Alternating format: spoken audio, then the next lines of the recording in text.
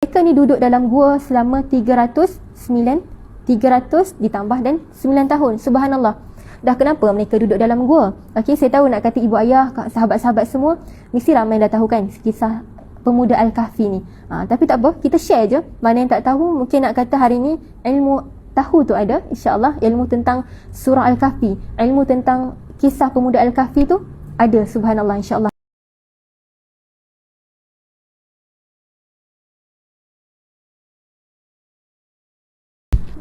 Jelas tak dulu? Jelas tak dulu? Sebelum kita mula, jelas tak suara? Subhanallah. Kalau jelas, boleh cakap jelas. Bukan boleh cakap, boleh tulis. Kalau jelas, boleh tulis jelas. Kalau okey, boleh tulis okey. Subhanallah. Okey, banyak komen. Subhanallah. Pagi-pagi lagi, Masya Allah. Okey, bismillahirrahmanirrahim. Subhanallah, subhanallah, subhanallah. Okey, alhamdulillah, jelas. Okey. Kalau line tak clear ke apa, boleh bagi tahu terus. Okey, insya-Allah. Insya-Allah. Alhamdulillah. Okey, bismillah. Innal hamdalillah nahmaduhu wa nasta'inuhu wa nastaghfiruh wa na'udzu billahi min shururi anfusina wa min sayyiati a'malina. May yahdihillahu fala mudilla lahu wa may yudlil fala hadiya lahu. Wa ashhadu an la ilaha illallah wa ashhadu anna Muhammadar Rasulullah. Allahumma salli ala Muhammad wa ala ali Muhammad. Allahumma salli ala Muhammad wa ala ali Muhammad. Allahumma salli ala Muhammad wa ala ali Muhammad. Rabbi syrah lana sudurana wa yassir lana umurana wahlul 'uqdatam min alsinatina yafqahu aqwalana. Alhamdulillah, terima kasih kepada semua sahabat yang berada di TikTok, kepada ibu ayah semua yang berada di Facebook. Subhanallah, yang saya tengok kan setiap pagi, masya-Allah.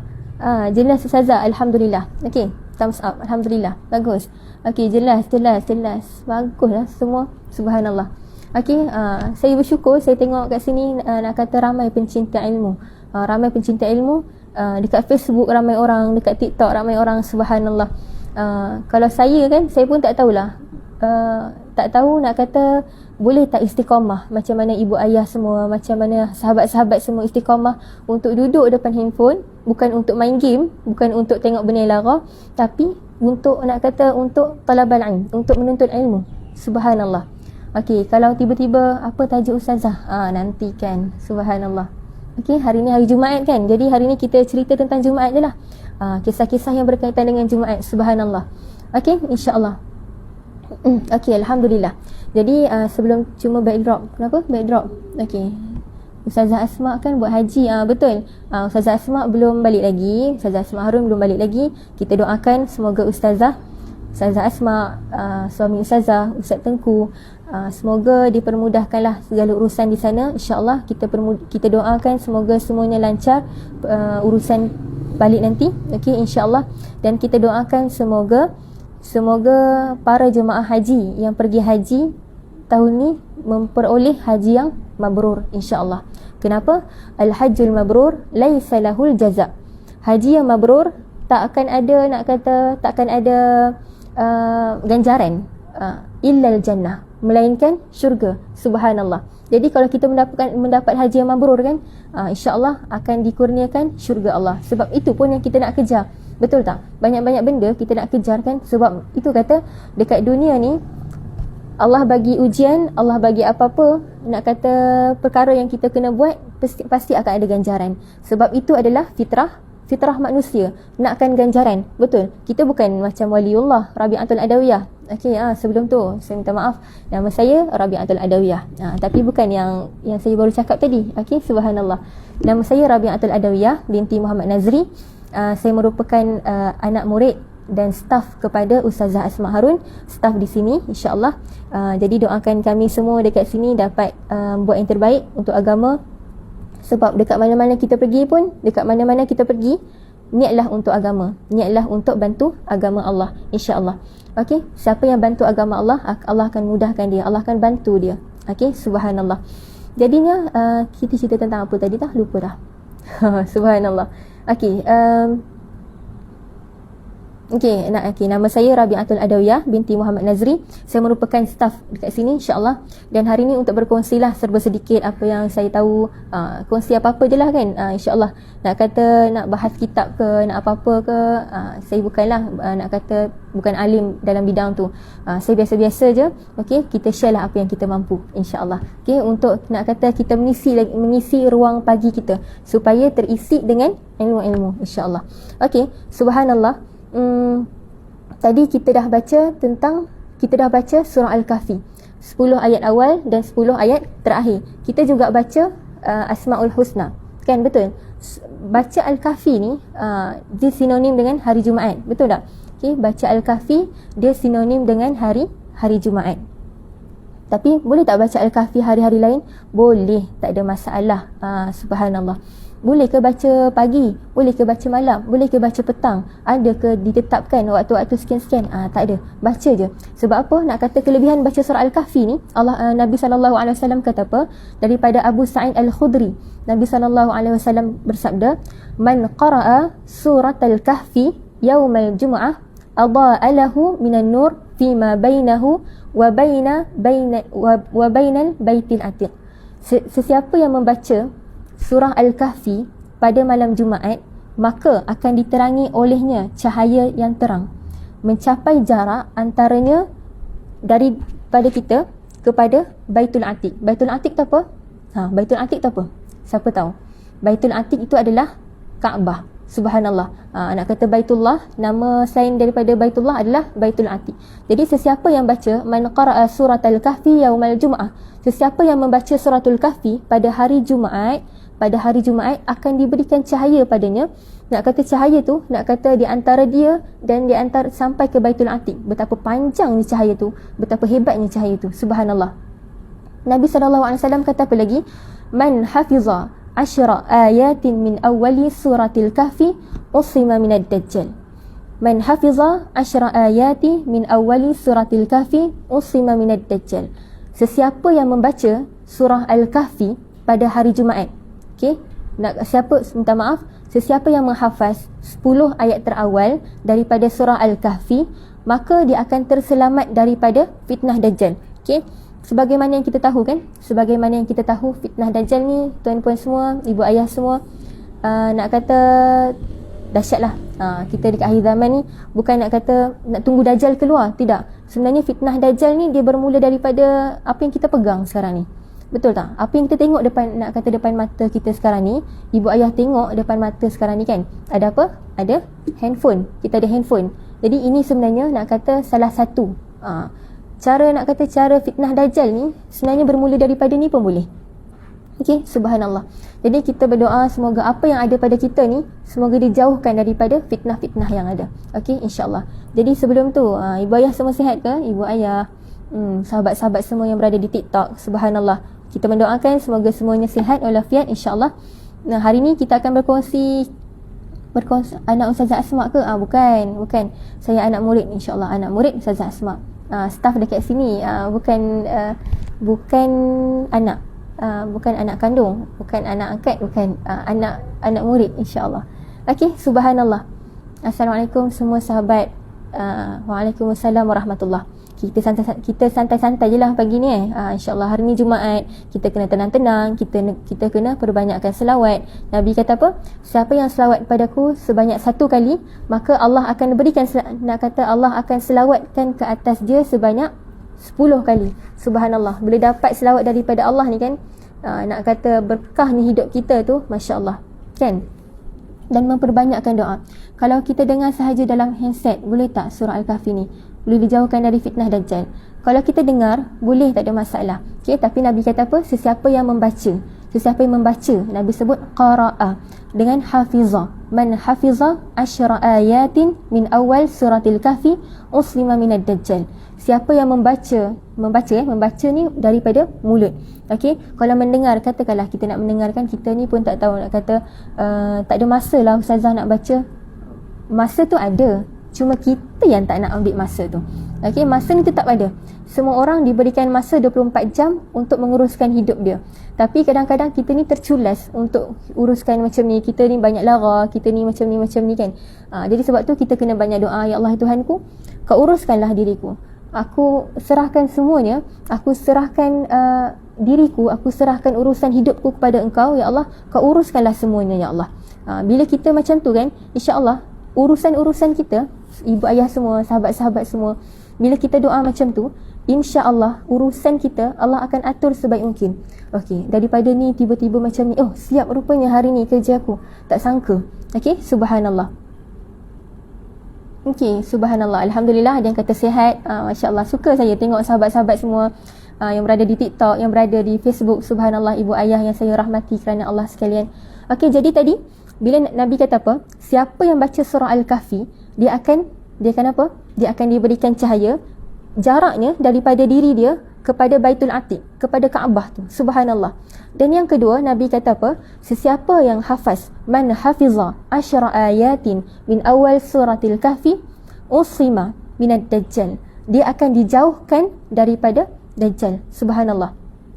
Okey, yang ketiga apa? Nabi kata, man qara'a suratal kahfi fi yaumil jum'ah. Sesiapa yang membaca, okey, kalau saya laju boleh bagi tahu. Okey, sebab saya dah biasa cakap laju. Jadinya kalau saya laju ke macam tiba-tiba train tu macam train dekat Jepun tu kan, boleh bagi tahu. Slow sikit. Okey, subhanallah. Jadinya Nabi kata apa? Man qara'a suratal kahfi fi yaumil jum'ah adha'a lahu minan nur ma bainal jum'atain. Sesiapa yang membaca suratul kahfi pada hari Jumaat. Dekat sini Allah dekat sini Nabi state hari Jumaat. Pagi ke petang ke siang ke malam, tak kisah. Bila-bila pun boleh. Okey. Allah alahu minan nur, akan diberikan cahaya kepadanya ma bainal jum'atain, di antara dua Jumaat. Subhanallah. Bila kita cerita tentang cahaya ni ulama menafsirkan kepada dua perkara. Yang pertama dizahirkan dengan nak kata makna cahaya ni cahayalah. Cahaya yang Allah bagi, cahaya. Okey, nur. Okey. Nur minaz zulumat ila nur, daripada kegelapan kepada cahaya. Okey, Allah kata apa? Dalam surah Al-Hadid. Nur ni bila nak kata satu hari nanti, di waktu nak kata pada mahsyar nanti, akan kita berada dalam pada kita nanti, subhanallah, Allahumma salli ala Muhammad wa ala ali Muhammad. Dekat pada mahsyar nanti gelap, segelap-gelapnya. Kenapa? Nak kata waktu tu semua dah dihancurkan. Matahari, bulan, bintang yang nak kata sumber-sumber cahaya ni waktu tu dah tak ada. Betul tak? Jadi sesiapa yang mendapat cahaya ni, maka bersyukurlah dia, beruntunglah dia. Subhanallah. Kenapa? Tuan-puan semua, ibu ayah, macam saya cakap tadilah, kita pagi-pagi kita cerah, kita nampak nak kata cahaya ni daripada matahari dengan izin Allah. Malam kita still boleh nampak, walaupun gelap, kita masih boleh nampak orang sekeliling kita. Betul tak? Ke kita keluar rumah kita tak nampak apa-apa dah. Kita keluar rumah ada lampu, nampak lah kan? Kita keluar rumah terus buta. Macam tu ke? Tidak kan? Subhanallah. Kita keluar rumah walaupun malam, walaupun pukul 2-3 pagi ke, berapa-berapa pagi ke, kita bangun, kita keluar, kita akan nampak, oh itu pokok, oh itu ada orang, ada orang pukul 3-4 pagi kat luar rumah. Seram juga kan? Okey, subhanallah. Okey, saya tak nak baca komen ni, saya malu. Okey, subhanallah. Doakanlah. Okey, subhanallah. Okey, jadinya subhanallah, bila malam ada cahaya daripada bulan dan bintang. Tetapi dekat mahsyar nanti, subhanallah, ibu ayah semua, dekat mahsyar nanti gelap, segelap-gelapnya. Jadi ada orang yang mendapat cahaya. Ada orang yang mendapat cahaya, dan cahayanya tu seluas mata memandang. Yang pertama, golongan yang pertama, cahaya yang dia dapat tu seluas mata memandang. Yang kedua, mendapat cahaya, tapi cahaya dia tu dia nampak nak kata di hujung kaki je. Nak kata betapa pendeknya cahaya tu, tapi still mendapat cahaya. Subhanallah. Ada orang dia mendapat cahaya tapi malap. Malap, dan dia nak kata on off. Macam kita tutup lampu kat rumah kita kan, kita main-main dengan adik kita, main dengan tak kisahlah main dengan siapa-siapa, tutup buka, macam tu cahaya yang kita akan dapat, golongan yang akan dapat. Okey, dan ada orang dia tidak mendapatkan cahaya apa pun. Subhanallah, dia tidak mendapatkan cahaya apa pun dan dia duduk dalam kegelapan. Manakala orang yang kufur, orang yang kafir, orang yang tidak beriman kepada Allah, langsung tidak mendapatkan cahaya. Bahkan Allah kata apa dalam Quran, akan ada tembok yang nak kata akan ada dinding yang jadi tembok penghalang antara dia dengan orang Islam. Allah sebut dalam surah Al-Hadid ayat 12 sehingga 15. Kita baca dulu insya-Allah. A'udzubillahi minasyaitonirrajim. Ibu ayah, sahabat-sahabat semua, kalau ada Quran kita boleh buka. Sambil-sambil tu kita mohon kepada Allah semoga kita baca Quran pada hari ini dapat barakah sikit. Okey, insya-Allah. Allah kata apa dalam surah Al-Hadid ayat 12 sehingga ayat 15. A'udzubillahi minasyaitonirrajim. Yauma taral mu'minina wal mu'minat yas'a nuruhum baina aydihim wa bi aymanihim busyrakumul yaum jannatun tajri min tahtihal anharu khalidina fiha dzalikal fawzul azim. Pada hari engkau akan melihat orang yang beriman. Ini apa yang saya cerita tadi tu tercatat dalam Al-Quran surah Al-Hadid ayat 12 sehingga 15. Subhanallah. Allah kata apa? Pada hari engkau akan melihat orang yang beriman, lelaki dan perempuan, betapa cahaya mereka bersinar di hadapan dan di kanan mereka. Dikatakan kepada mereka, pada hari ini ada berita gembira, Allah kata, iaitu syurga-syurga yang mengalir di bawah sungai-sungai. Mereka kekal di dalamnya. Demikianlah itu kemenangan yang agung. Allah sambung lagi dalam surah Al-Hadid ni, a'udzubillahi minasyaitonirrajim.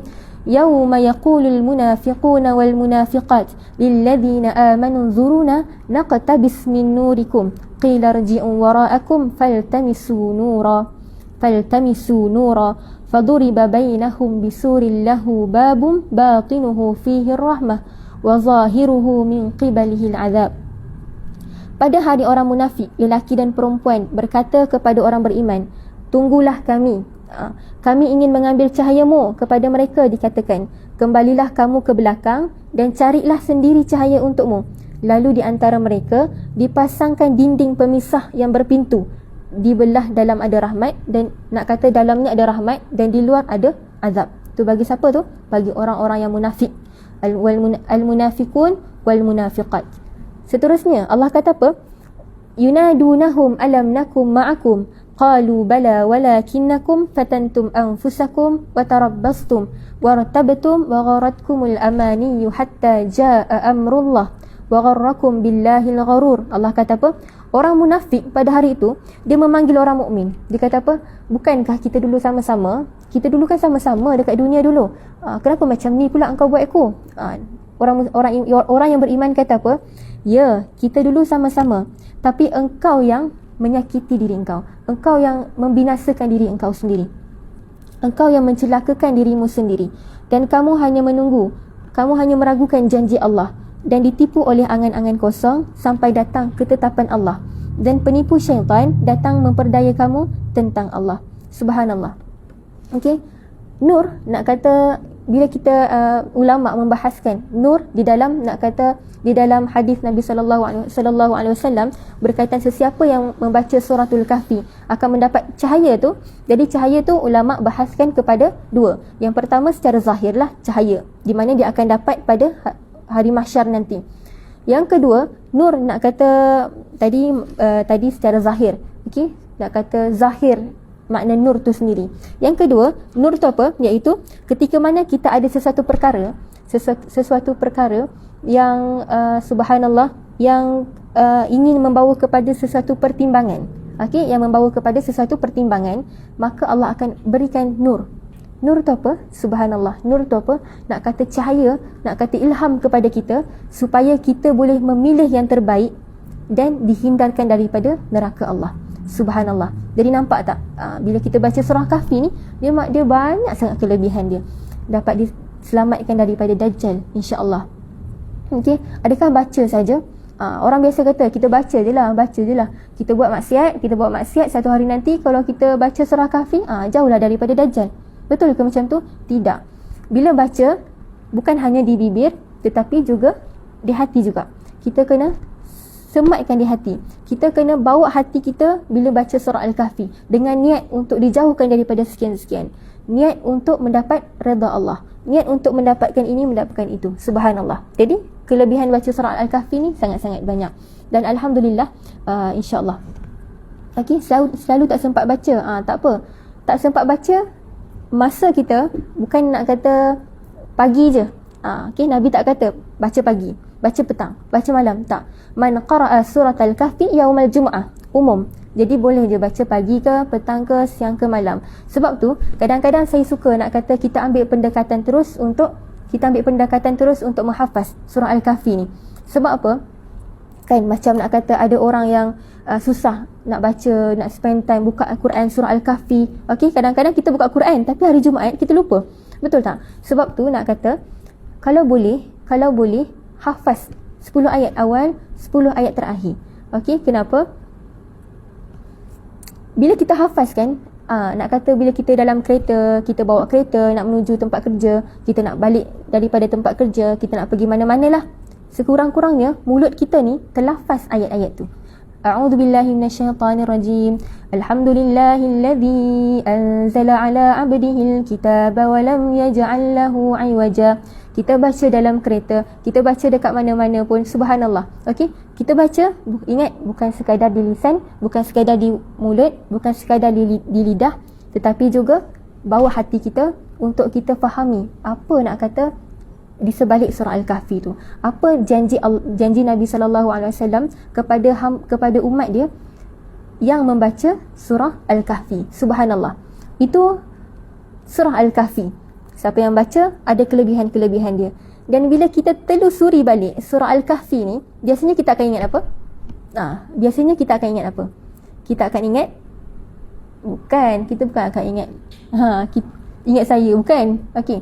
Kita akan ingat, subhanallah, kita akan ingat kisah pemuda-pemuda Al-Kahfi. Subhanallah. Kita buka surah Al-Kahfi kan. Okey, surah Al-Kahfi kalau ibu ayah boleh buka kat rumah. Hari ni kita bukan nak belajar tafsir ke apa, tak. Hari ni kita share apa yang kita mampu. Okey, insya-Allah. Ustazah, kalau kita dengar je boleh ke? Boleh, subhanallah. Kalau sesiapa yang kurang ataupun belum mampu untuk membaca Quran, okey, boleh dengar, tak ada masalah. Okey, insya-Allah. Kalau kita niat, ya Allah, aku ni tak pandai baca Quran lagi, tapi dalam masa yang sama kita cuba belajar, kita cuba berusaha untuk kita mahir membaca Al-Quran, Allah akan permudahkan dan Allah akan terima hatta kita mendengar sahaja surah Al-Kahfi. Kita doalah, ya Allah, aku ni tak tahulah bila aku boleh hafaz, bila aku boleh baca surah Al-Kahfi ni dengan baik. Jadi sementara ni Allah, aku boleh mendengar di surah Al-Kahfi ni, Allah. Aku mohon, ya Allah, semoga Engkau jauhkan aku daripada Dajjal. Boleh juga tuan-puan, ibu ayah semua. Jangan takut. Yang penting buat je. Okey, subhanallah. Akak boleh baca tapi tak boleh nak hafal, tak ada masalah. Baca. Nabi kata apa? Man qara'a. Ada hadis kata man qara'a, ada hadis kata man hafiza. Jadi boleh je. Kalau rasa tak mampu untuk hafaz, baca. Qara'a, iqra'i, iqra'u. Okey, subhanallah. Okey, kita buka surah Al-Kahfi. Ibu ayah, sahabat-sahabat semua, kalau ada Quran dekat rumah, kita buka surah Al-Kahfi. Di mana surah Al-Kahfi ni, kita ni biasa sinonim dengan kisah Ashabul Kahfi. Betul tak? Okey. Tempat saya, makcik-makcik dah berumur pun belajar ngaji lagi. Suka tengok. Betul, subhanallah. Kan, kita boleh tengok orang belajar Quran ni. Okey, saya tutup Quran sekejap. Kita boleh tengok orang yang baca Quran, orang yang belajar Quran ni, kita rasa sangat-sangat bahagia. Dulu waktu saya belajar di USIM dulu kan, saya mengajar juga. Okey, dalam masa belajar saya mengajar. Jadinya bila saya mengajar tu, saya ambil kesempatan untuk mengajar Quran. Jadinya bila mengajar Quran, kita mengajar Quran ni campur umur lah. Ada kita mengajar anak-anak, nak kata anak-anak, kita mengajar budak-budak kecil, adik-adik. Okey, lepas tu kita mengajar pula subhanallah, kita mengajar orang tua. Okey, ada satu kelas orang besar, satu kelas budak-budak kecil kita mengajar. Jadinya bila saya mengajar orang-orang tua ni, orang yang berumur, subhanallah, banyak sangat kisah-kisah diorang. Diorang cerita, ustazah, tapi saya ni tak suka kalau orang panggil saya ustazah. Saya suka kalau diorang panggil saya anak ke, macam-macam nak kata panggilan-panggilan yang boleh mendekatkan hati kita dengan diorang. Subhanallah. Jadinya kan, bila saya dengan diorang, dengan ibu ayah ni, dengan ibu ayah yang berumur, nak kata, ada yang nak kata dalam kelas saya tu ada seorang pakcik ni, kalau tak salah saya lah, berumur 80 tahun, dan dia datang belajar Quran malam-malam dekat satu kelas. Okey, subhanallah. Jadinya saya bila mengajar kan, pakcik tu kata, ustazah, saya ni tak tahu nak baca Quran. Saya kata apa? Tak apa, tak ada masalah. Okey, yang penting alhamdulillah pakcik duduk dekat sini, pakcik, semangat pakcik tu bagus. Okey, Allah tengok semangat pakcik, Allah tengok usaha pakcik. Okey, kadang-kadang saya panggil ibu ayah sebab saya memang suka panggil nak kata orang lagi tua ni ibu ayah kadang-kadang, sebab saya rasa bila saya mengajar lah, sebab saya rasa itu lagi menguatkan hati antara saya dan mereka. Saya tak suka panggil tuan puan kadang-kadang, tapi kalau macam kita urusan yang nak kata urusan-urusan yang penting, urusan-urusan yang inilah nak kata tu kena cakap tuan puan, tengok keadaan lah kan. Subhanallah. Jadinya waktu tu satu hari tu saya berkongsi sikit lah kan kisah waktu mengajar dulu. Saya kata okey, buka surah, mudah je, buka surah An-Nas juzuk 30 muka surat sekian-sekian. Saya kata macam tu. Tiba-tiba pakcik ni angkat tangan, seorang ayah ni angkat tangan. Dia kata apa? Ustazah, saya ni dah lah tak pandai baca Quran. Okey, umur saya dah 80 tahun, dia cerita. Umur saya dah 80 tahun ustazah. Dulu saya belajar baca Quran, tapi apa yang saya belajar pun saya tak faham. Bila saya belajar, ada juga yang cakap dulu kalau belajar sebutan dia tak betul, antara sa dan sa sama, antara dad dan dal semua sama, antara nak kata macam-macam lah, ain dengan hamzah semua sama. Nak kata tak boleh, nak kata tak dibezakan dulu. Makhraj huruf tu tak dititik beratkan. Ada yang macam tu. Dan seorang ayah ni, seorang nak kata seorang tuan ni kan, dia kata apa? Ustazah, saya mengaji pun tak pandai. Lepas tu ustazah suruh saya buka juzuk 30 surah An-Nas muka surat sekian-sekian. Saya juzuk pun tak tahu tu apa. Juzuk pun tak tahu tu apa. Okey, subhanallah. Juzuk tak tahu, nak tengok muka surat pun tak tahu, nak tengok nama surah tu pun tak tahu kat mana. Saya waktu tu saya macam tersentuh,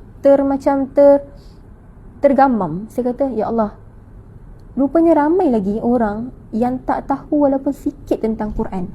Sedangkan kita ni yang ada ilmu Quran, saya tak ada ilmu banyak mana pun, ada sikit-sikit. Jadi saya rasa dengan sikit-sikit tu saya nak berkongsi apa yang saya dapat. Jadinya bila saya tengok, nak kata orang dekat luar ni ramai yang Quran pun tak boleh baca. Huruf alif tu pun tak tahu macam mana, bentuk alif tu macam mana. Jadi kita kena ajar sikit-sikit. Oh, alif ni berbentuk macam huruf 1. Okey, alif, gitu. Memang nak kata kalau ajar orang-orang yang berumur ni sangat-sangat struggle, tapi saya sangat respect, saya sangat hormati, saya sangat sayang, saya sangat-sangat kagum dengan orang-orang yang berumur yang belajar Quran. Sebab bila dibandingkan, saya selalu katalah, saya kata dengan ibu ayah yang datang mengaji, walaupun mereka kadang-kadang down, mereka kata cucu-cucu dekat rumah semua pandai mengaji, tapi kami ni bila nak mengaji apa-apa pun kami mulut terkunci sebab tak pernah tahu mengaji tu macam mana. Subhanallah. Jadinya dia kata apa, mereka kata apa, malu. Tapi saya kata apa, ibu ayah semua, tuan puan semua, tak perlu malu. Tetapi berbahagialah kerana Allah jentik hati tuan puan semua, Allah jentik hati ibu ayah, Allah jentik hati kita semua termasuk saya untuk duduk sama-sama dekat sini, untuk sama-sama mengaji, menuntut ilmu, membaca Quran. Nak kata Allah, siapa yang mengakhiri hidup dia tanpa dia cuba untuk belajar baca Quran, dia sangat-sangat rugi. Sangat-sangat rugi. Subhanallah. Jadi itu nak kata, kita cerita tentang apa tadi dah? Saya pun lupa dah. Subhanallah. Tiba-tiba masuk tentang ni kan. Jadinya nampak tak, nak kata itulah kisah-kisah antara, tadi saya baca komen seorang ibu ni. Dia kata apa? Dia kata saya tak pandai baca Quran, jadi saya mendengar je surah Al-Kahfi. Boleh ke? Tak ada masalah ibu.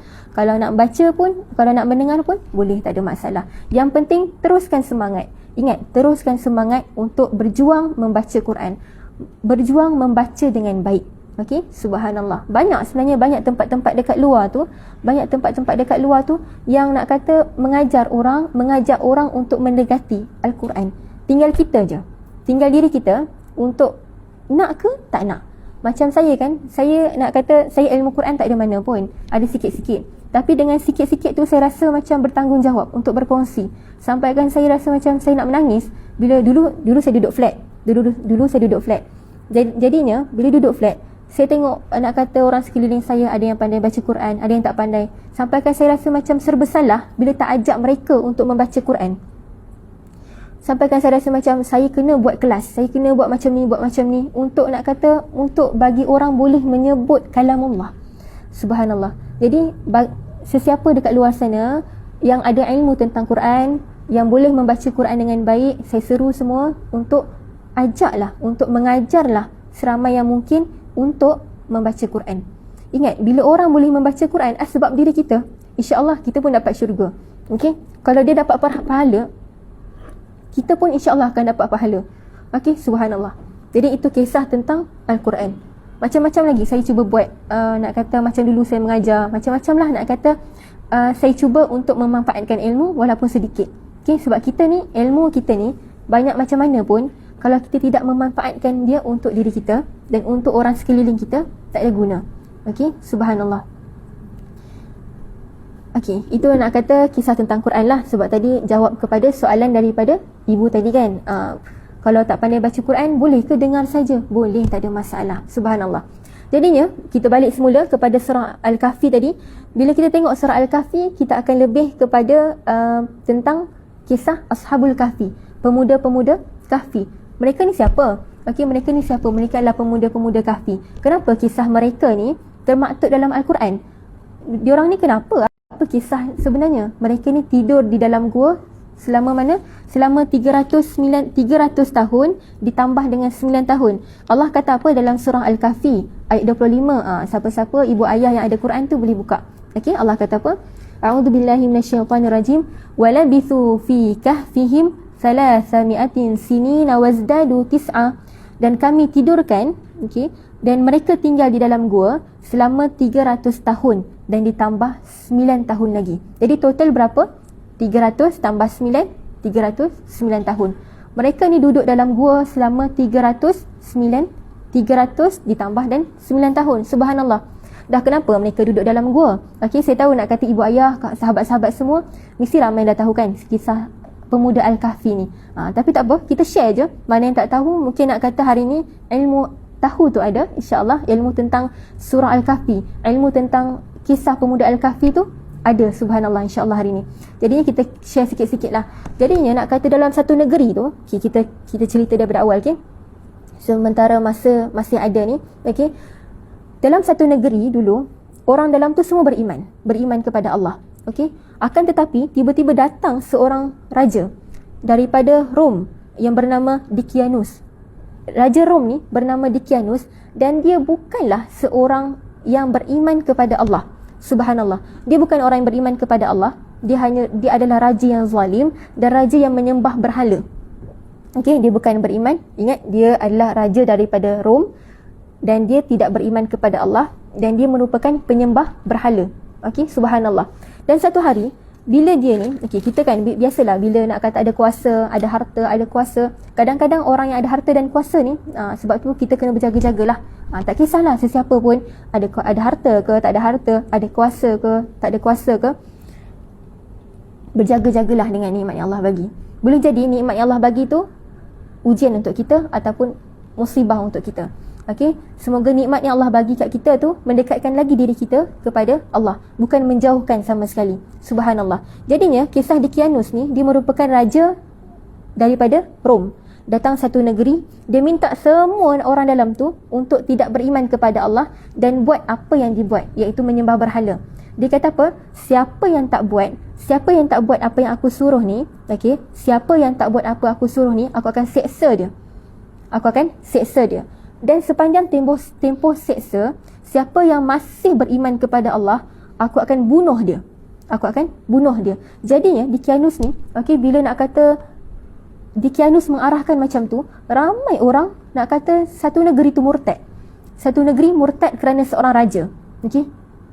Kemudian 7 orang, nak kata 7 orang pemuda Al-Kahfi ni, okey, Allah kata pada dalam Quran, a'udzubillahi minasyaitanirrajim, sayaquluna thalathatu rabi'uhum kalbuhum wa yaquluna khamsatun sadisuhum rajman bil ghaib wa yaquluna sab'atun wa thaminuhum kalbuhum qur rabbi a'lamu bi'iddatihim ma ya'lamuhum illa qalil.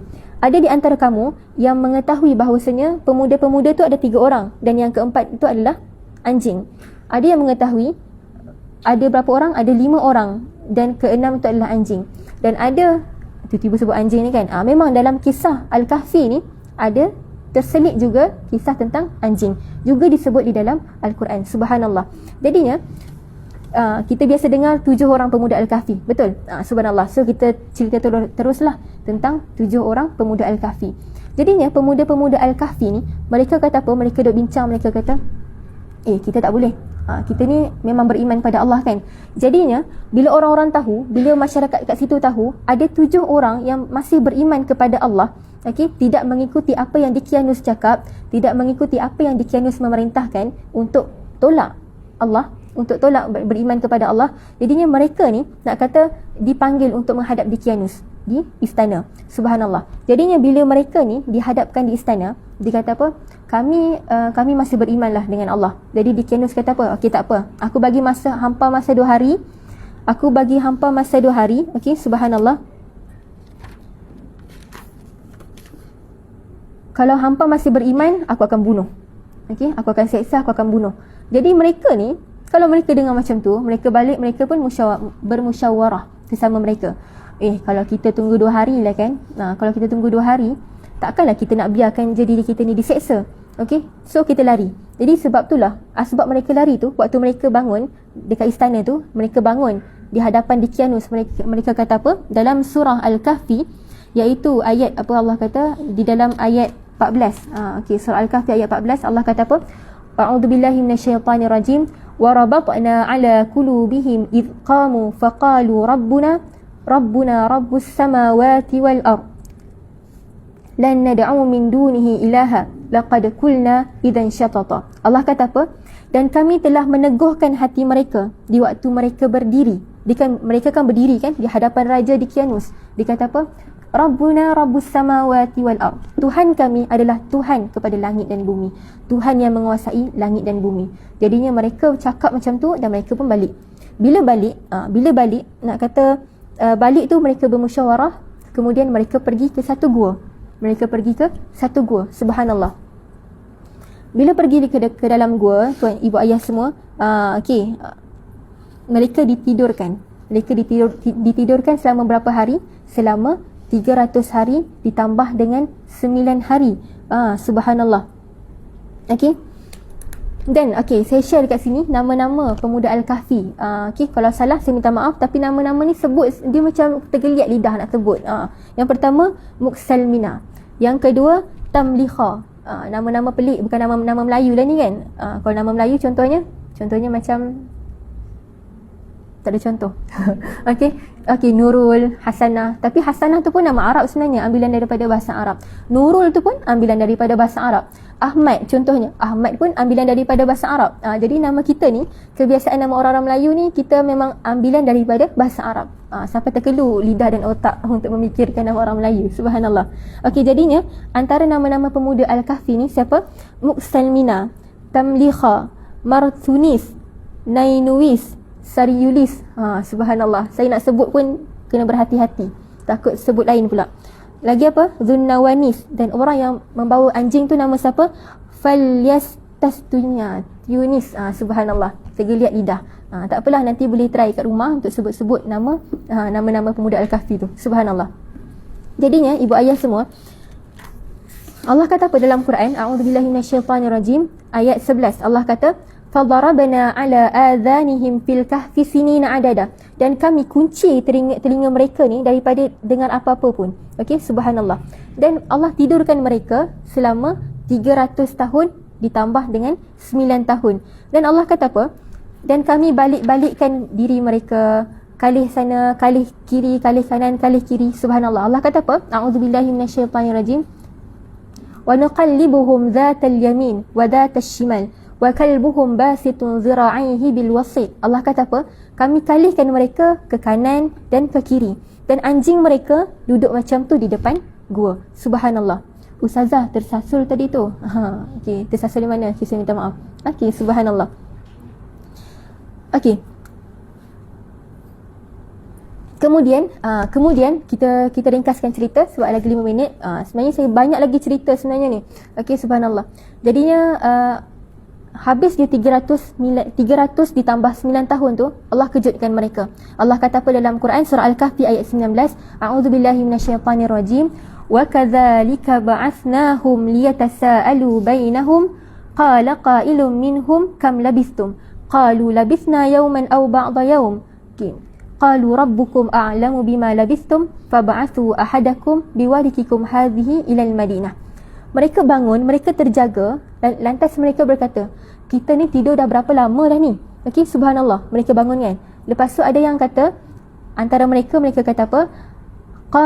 Qalu labithna yawman aw ba'da yawm. Kita ni baru tidur satu hari ataupun setengah hari. Dia orang kata kan. Nampak tak? Mereka pun tak sedar yang mereka ni tidur selama 300 ditambah 9 tahun.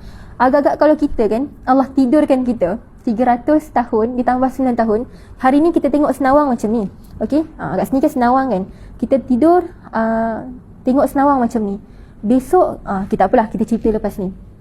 Okey, jadinya nak kata mereka tanya, kita ni tidur berapa lama ni? Jadi sahabat dia kata apa? Kita ni baru tidur selama satu hari. Okey, ataupun setengah hari. Labithna yawman aw ba'da yawm. Okey, seterusnya dia kata apa? Ada yang kata sesungguhnya Allah saja yang tahu berapa lama kita tidur. Okey, subhanallah. Dan kemudian mereka ni lapar lah kan. Macam kita pun bangun kadang-kadang kita lapar, betul tak? Subhanallah. Bila lapar, ada salah seorang memerintahkan, mengarahkan untuk salah seorang di antara mereka untuk keluar ke kota untuk mencari makanan. Dia kata apa? Faba'athu ahadakum, Allah kata apa? Faba'athu ahadakum biwariqikum hadhihi ilal Madinah. Kau pilah pergi cari makanan dekat kota tu, okey, tapi jangan bagi tahu kita ni siapa. Dia kata kat sini, falyanzur ayyuha azka ta'ama falyatikum birizqin minhu wal yatalattaf wa la yush'iranna bikum ahada. Kau pilah, kau pergi keluar, kau pergi nak kata kota tu beli makanan. Okey, subhanallah. Beli makanan dan mereka mensyaratkan makanan yang apa? Makanan yang halal, makanan yang baik, makanan nak kata kat sini dekat sini dia kata ta'ama falyatikum birizqin min. Okey, disuruh cari makanan yang baik. Subhanallah. Nampak tak? Orang beriman ni dia sangat-sangat menjaga apa yang dia makan. Walaupun tengah kelaparan waktu tu, dia kata apa dengan kawan dia? Kau pergi dah dekat kota tu cari makanan yang baik. Subhanallah. Dan dekat sini menariknya surah Al-Kahfi ni ada satu perkataan dalam ayat nombor 19, wal yatalattaf. Wal yatalattaf ni bermakna dia daripada kalimah latif. Daripada kalimah latif. Apa maksud dia? Dan berlaku lemah lembutlah kepada orang sana. Wal yatalattaf ni untuk pengetahuan ibu ayah, untuk pengetahuan sahabat semua, dia adalah kalimah di tengah-tengah Quran. Saya subhanallah bila saya teringat perkataan ni, saya automatik saya teringat saya punya Al-Fadhil guru lah dekat sekolah dulu. Al-Fadhil, saya sebut nama beliau, Al-Fadhil Syekh Muhammad Faiz bin Mukhtar. Subhanallah, dia yang ajarkan saya, memang saya ingat sampai sekarang. Perkataan wal yatalattaf ni adalah kalimah di tengah-tengah Al-Quran. Subhanallah, semoga Allah berkati semua kata seluruh kehidupan ustaz, insya-Allah. Okey, jadinya wal yatalattaf ni sahabat-sahabat nak kata dekat gua ni, dia kata apa? Kau pi kat kota tu, jadilah orang yang baik, jadilah orang yang berlemah lembut. Okey, jangan nak kata jangan berkeras ke apa ke. Dipendekkan cerita, diorang ni pun nak kata seorang ni dia pergilah ke kota nak beli makanan. Subhanallah. Okey, bila beli makanan, dia pun terkejut. Apa pasal macam ni pula keadaan kan? Padahal ada yang cakap baru tidur satu hari, ada yang kata tidur baru setengah hari kan. Subhanallah. Jadinya bila dia pergi tu, dia kata awak pelik semacam macam kita. Ni saya nak sambung cerita. Macam kita lah kan, duduk kat Senawang ni, kita tidur hari ni, kita tengok kereta macam biasa je. Besok kita keluar daripada bilik kita, awak semua kereta terbang pula hari ni subhanallah. Oh, rupanya dah ditidurkan selama 1000 tahun contohnya. Tapi itu mustahil lah sekarang kan. Kalau terjadi betul-betul tu, kita muhasabah balik, kita istighfar balik. Adakah kita sanggup untuk hidup macam tu? Di mana keluarga kita semua dah tak ada waktu tu kan. Subhanallah. Jadi kita tengok balik, nak kata kisah Ashabul Kahfi ni, dia pun pelik. Awak macam ni keadaan kan, kota ni. Setahu aku lain. Okay? Bila nak beli makanan pun, dia bagi duit. Orang pun kata, ni duit zaman bila hang bagi ni? Subhanallah. Jadi dia pun macam kelang kabut, tak tahu kelang kabut macam mana. Dia pun ceritalah, sebenarnya kami ni 7 orang ni lari ke satu gua. Bila dia cerita pumpang sana pumpang sini, jadi diorang ni, oh betul-betul dalam sejarah negeri kami ni memang ada pun kisah tentang 7 pemuda yang lari ke gua, yang lari satu tempat untuk mengelakkan diri daripada raja yang zalim. Mereka kata, betul. Jadi dia pun dibawa, dihadapkan kepada seorang raja. Dan waktu tu, raja yang memerintah waktu tu adalah raja yang beriman kepada Allah. Di mana raja yang beriman ni, dia macam, terserah kepada kalian untuk beriman kepada siapa. Nak kata dia bukanlah raja yang zalim untuk menyiksa, untuk menyekat keimanan seseorang. Subhanallah. Dalam masa yang sama dia berdakwah lah untuk kepada memeluk agama Islam gitu. Jadinya, bila seorang lelaki ni, kita lebihkan sikit boleh? Okey. Jadinya bila nak kata subhanallah, minta maaf dah 8.5. Jadi saya harap bolehlah bersabar sikit je. Okey. Subhanallah insya-Allah. Jadinya bila seorang lelaki ni dia dihadapkan kepada seorang raja ni, dia kata apa? Dia ceritalah semua benda. Dia kata dulu nak kata ada seorang raja yang zalim bernama Dikianus, memerintah kami sekian. Dia zalim, dia nak suruh kami semua tak beriman kepada Allah. Jadinya subhanallah, raja ni kata apa? Betul lah. Dalam sejarah kami ada kisah tu. Dalam macam kita kan, sejarah Dajjal 5, sejarah Form 1 kita ada. Tapi tak adalah macam tu kan diorang. Jadinya mereka kata apa? Memang betul pun. Memang ada sejarah dekat negeri ni, ada 7 orang pemuda yang lari daripada raja yang zalim. Jadinya nak kata raja ni memerintahkan lelaki ni kumpulkan sahabat-sahabat dia semua, ceritalah macam-macam, dan akhirnya mereka pun terpaksalah percaya walaupun macam mustahil benda tu jadi. Kan? Macam kita, tiba-tibalah orang datang kat kita kan, pakcik ni hidup zaman Mak Kilau dulu. Macam kita pun, betul ke? Macam kita pun memang sekarang tengah semangat Mak Kilau ni, memang percaya lah kan. Lagilah kita nak jadikan dia idola lah macam-macam. Tapi bayangkan kalau tiba-tiba ada orang datang dekat kita, dia cakap, makcik ni zaman ni kita macam pandang kecil besar je makcik tu kan. Subhanallah. Jadi itu adalah kisah serba sedikit surah Al-Kahfi. Subhanallah. Jadi saya nak baca juga hadis, walaupun kita dah lebih masa sedikit. Saya nak baca juga hadis Nabi SAW, insya-Allah. Jadi itulah serba sedikit kisah daripada kisah pemuda Al-Kahfi. Dan kenapa Allah merakamkan kisah dia dalam Al-Quran? Untuk menunjukkan betapa hebatnya iman dan akidah yang dijaga oleh pemuda-pemuda. Macam kita sekarang ni kan, termasuk saya lah nasihat ni kan. Okey, termasuk saya. Kita ni sejauh mana kehebatan iman kita? Sejauh mana kehebatan iman kita? Pemuda-pemuda sekarang ni, Mak Kilau kata apa? Tak naklah sebut Mak Kilau selalu kan. Kita ni, kalau kita bersatu, kita akan maju. Okay? Kalau kita bersatu dalam nak kata menegakkan agama Allah ni, insya-Allah agama Allah akan tertegak. Okay, memanglah nak kata Allah tak perlukan kita pun, kita yang perlukan Allah. Tetapi nak kata dalam lingkungan kita sendiri, kita memerlukan satu sama lain. Kita kena nak kata pupuk semangat dalam diri kita untuk bantu agama Allah dengan cara apa sekalipun yang Allah redha. Okey, sahabat semua dekat luar sana, ibu ayah, dengan cara apa pun kita, nak kata dengan cara apa pun yang kita lalui, dengan cara apa pun kita sekarang, niatlah dengan pekerjaan aku ni untuk membantu agama Allah. Bukan hanya membantu agama Allah ni dengan bagi ceramah. Bukan. Itu salah satu. Itu salah satu untuk mendekatkan diri orang kepada agama. Salah satu cara untuk seseorang melihatkan kepada orang ramai, kepada masyarakat awam khususnya tentang kebesaran Allah Subhanahu Wa Taala. Okey. Tetapi katakanlah kita nak kata dalam apa-apa pun bidang, contohnya macam menjahit ke apa-apa pun, kita niatlah untuk bantu agama Allah. Kita menjahit apa? Kita menjahit pakaian-pakaian yang menutup aurat. Jadi kita berdoa semoga dengan gerakan tangan kita, dengan gerakan kaki kita. Betul tak kan? Ibu-ibu yang menjahit semua kan? Okay? Kaki gerak, tangan gerak, mata gerak, semua gerak. Kita berdoa semoga setiap gerakan anggota-anggota badan kita ni, semoga ianya adalah jihad. Subhanallah. Bila kita niatkan semua untuk agama Allah, insya-Allah Allah akan terima. Okey, sebab nak kata cabang amal kebaikan ni sangat-sangat banyak. Bukan hanya duduk di kerusi, bukan hanya bercerita, bukan hanya berkongsi amalan-amalan yang ada, bukan itu sahaja. Jangan sekatkan agama Allah. Jangan sekatkan cara untuk kita berdakwah. Jangan sekatkan cara kita untuk menyebarkan kebaikan. Tembus dia. Okey, kita tembuskan dia.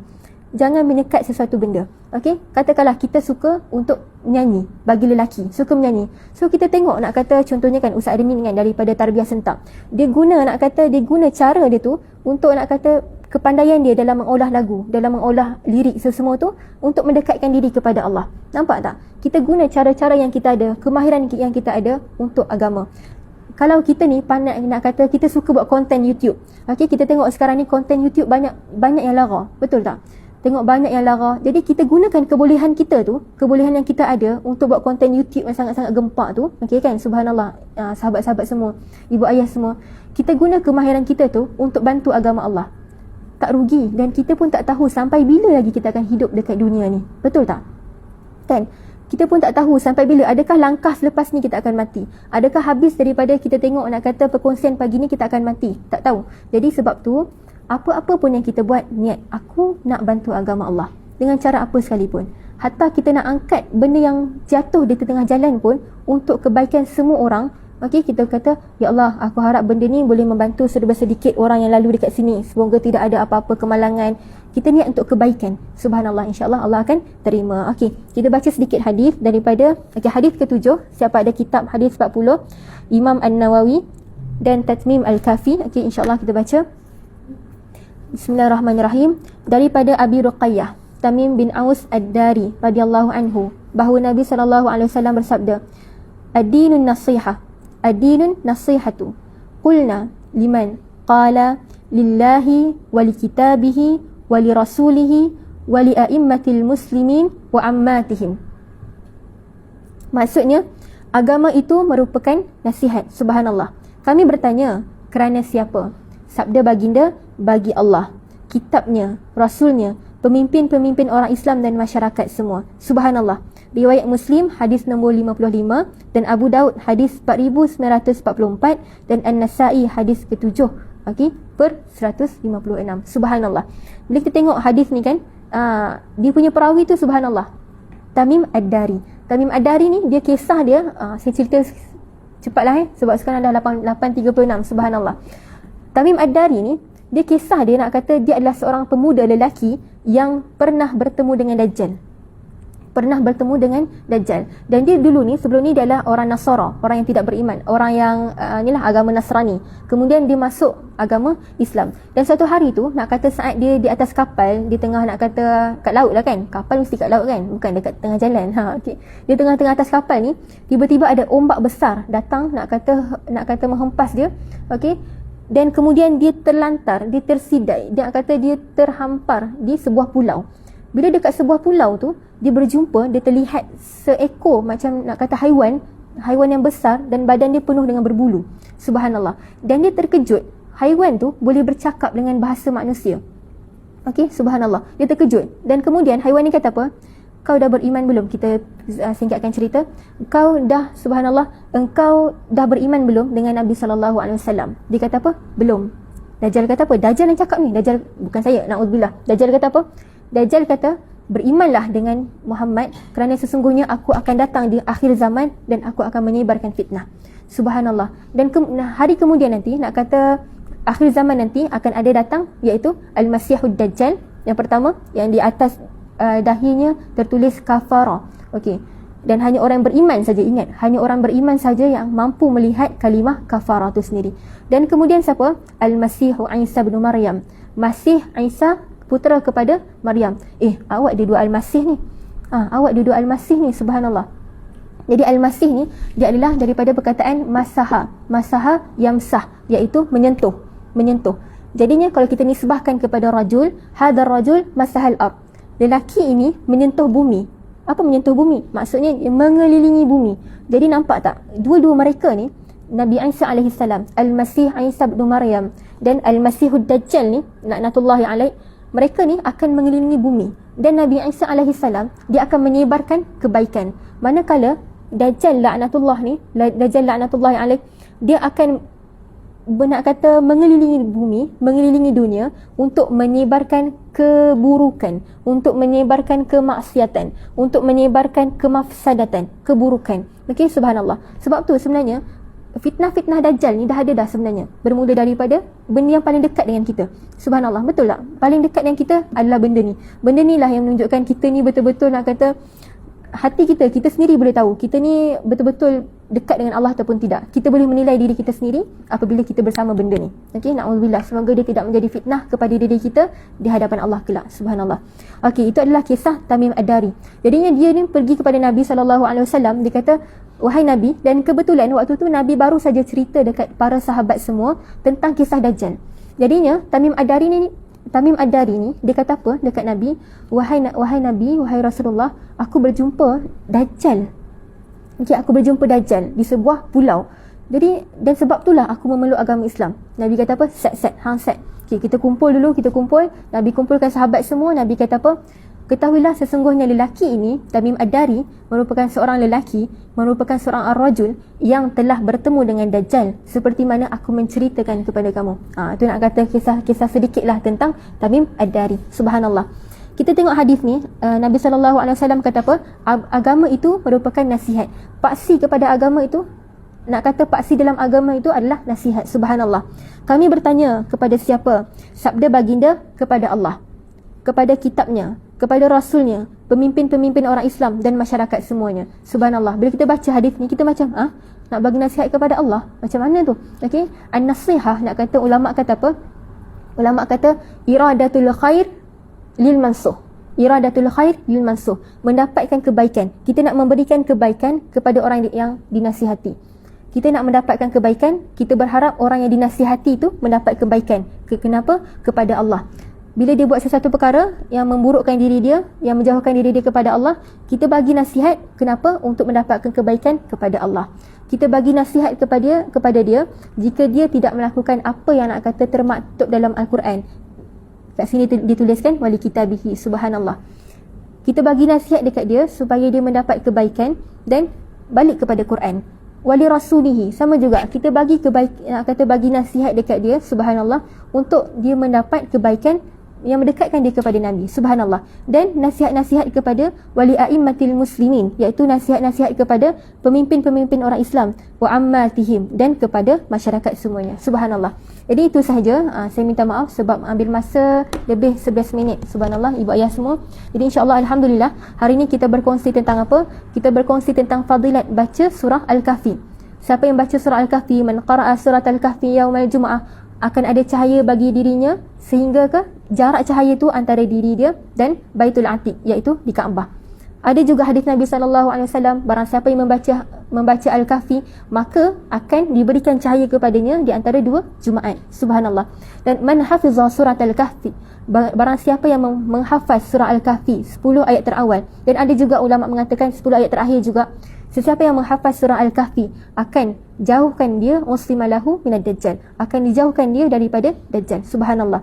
Jadi kemudian kita cerita tentang apa? Kita cerita tentang kisah yang ada dalam surah Al-Kahfi yang melibatkan ashabul kahfi itu sendiri. Subhanallah. Dan alhamdulillah akhirnya kita bercerita tentang sedikit tentang Tamim Ad-Dari, dan kita berkongsi sedikit tentang hadis Nabi SAW, hadis yang ke-7 di dalam kitab Al-Arba'in An-Nawawiyah, iaitu kitab nasihat. Kitab tu maksudnya bab lah, bab tentang pelbagai jenis nasihat dalam agama. Subhanallah. Alhamdulillah, terima kasih kepada semua yang hadir. Saya minta maaf lah, laju pula ujung-ujung ni kan, sebab tu lah masa dah time. Subhanallah. Okey, jadi terima kasih kepada semua. Alhamdulillah, terima kasih yang istiqamah daripada awal sampai akhir.